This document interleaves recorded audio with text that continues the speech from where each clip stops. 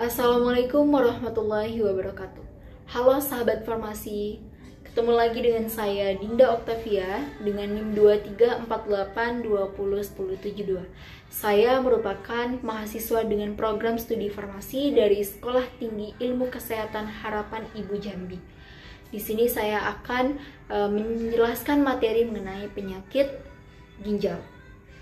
Baik, pada kesempatan kali ini saya akan menyampaikan materi ini dengan mata kuliah Patofisiologi Manusia dengan dosen pengampu Bapak Apoteker Rizky Yulion, Magister Farmasi.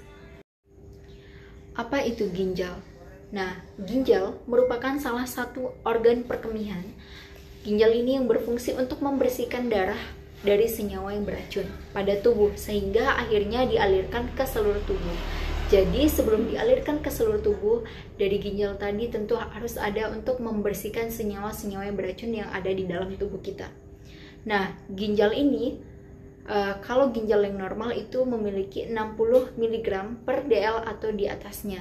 Nah, hormon yang diproduksi pada ginjal yang pertama ada eritropoietin, yaitu pembentukan sel darah merah, dan ada renin-angiotensin, di mana pada hormon ini untuk pengaturan tekanan darah, serta ada kalsitriol untuk mengaktifkan vitamin D dalam menjaga kesehatan tulang.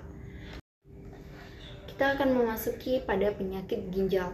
Nah, ini adalah sangat menarik ya untuk dibahas karena mungkin dari beberapa teman-teman ataupun keluarga dari teman-teman yang mengalami penyakit dari ginjal ini. Salah satunya adalah batu ginjal.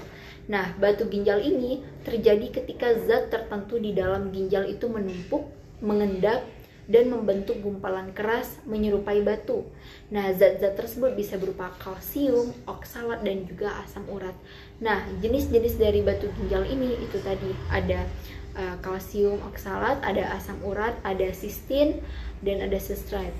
Nah, itu yang perlu teman-teman ketahui bahwa batu ginjal ini juga memiliki jenis-jenisnya sesuai dengan zat-zat yang mengendap ataupun menumpuk di dalam ginjal. Tentunya dari penyakit batu ginjal tadi, kita harus mengetahui apa gejala dari penyakit batu ginjal tersebut. Nah, untuk mendeteksi batu ginjal, itu biasa gejala yang terjadi sering ingin buang air kecil dalam jumlah yang sedikit, buang air kecil dengan rasa sakit, nyeri di satu sisi punggung ataupun juga perut, urin berbau busuk, mual ataupun muntah, demam dan menggigil, serta darah dalam urin.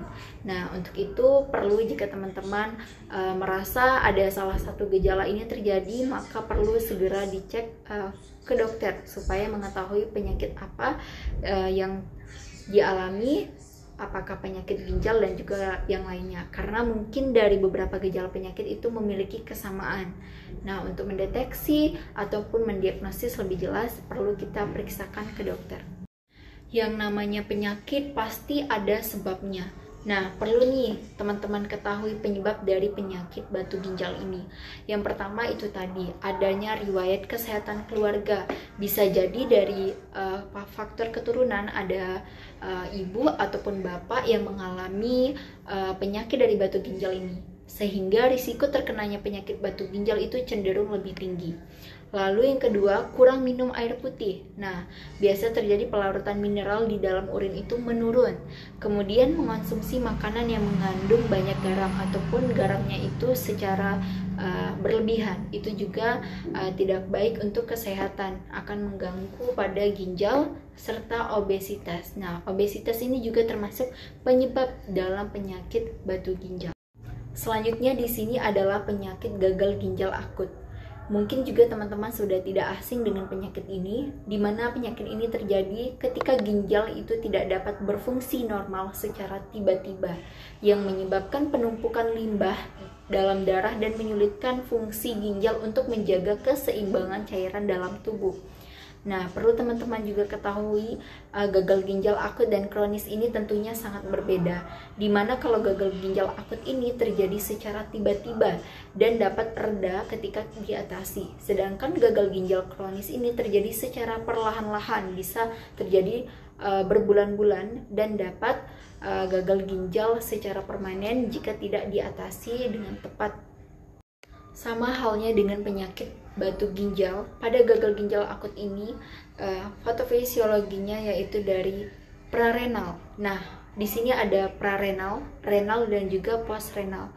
Nah, prarenal ini yang pertama kita kehilangan volume cairan tubuh, lalu penurunan volume efektif pembuluh darah, dan terjadi redistribusi cairan dan obstruksi renovaskular.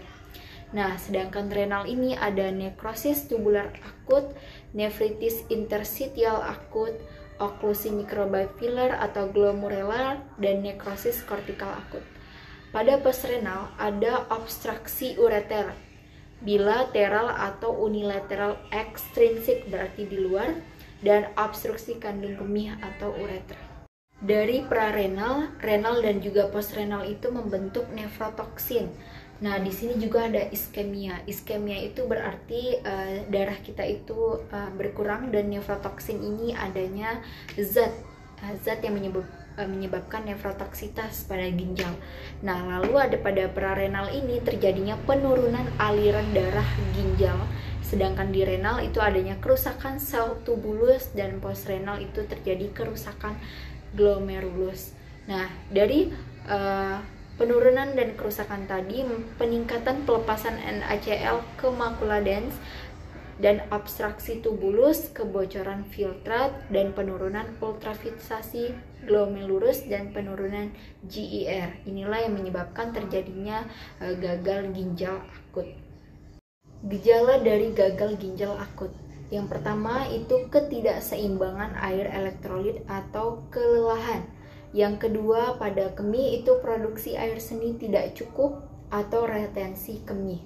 Dan kadar asam dalam darah dan jaringan itu terlalu banyak. Muntah, napas pendek, atau juga pembengkakan. Nah, perlu diketahui penyebab dari gagal ginjal akut ini yang pertama karena cedera parah dari ginjal, peredaran darah yang hebat, ataupun pendarahan, dan dehidrasi berat serta sepsis. Nah, sepsis ini adalah komplikasi infeksi yang terjadi karena bahan kimia. Juga bisa terjadi karena efek samping obat-obatan tertentu dan kelainan pada ginjal seperti batu ginjal atau glomerulonefritis. Dari penyakit gagal ginjal akut, di sini saya akan membahas penyakit yang beberapa bulan terakhir ini sempat viral di sosial media, yaitu kasus gagal ginjal akut yang terjadi pada anak di Indonesia. Dugaan penyebab kasus gagal ginjal akut ini di Gambia, Afrika diduga sementara berasal dari paracetamol sirup. Nah, obat sirup paracetamol ini terkontaminasi di etilen glikogel atau DAG dan etilen glikol atau AG. Nah, kasus gagal ginjal di Indonesia terdapat 192 kasus gangguan ginjal akut progresif atipikal yang terjadi pada anak di 20 provinsi. Nah, kelompok paling banyak terserang itu dengan anak yang berusia 1 sampai dengan 5 tahun. Kasus gangguan ginjal ini hanya terjadi di Indonesia dan Gambia, Afrika. Kondisi anak cepat memburuk dalam waktu 3 sampai 5 hari. Dengan kasus terbanyak di Indonesia di beberapa provinsi yaitu DKI Jakarta dengan 50 orang, Jawa Barat dan Jawa Timur 24 orang, Sumatera Barat 21 orang, Aceh 18 orang, dan Bali 17 orang. Kondisi fisik sebelum anak terkena penyakit dari gagal ginjal akut ini, mayoritas pasien sebelum disuntik vaksin dari COVID-19 karena masih di bawah umur yang ditetapkan sebanyak 85% antigen dan PCR pasien menunjukkan status negatif.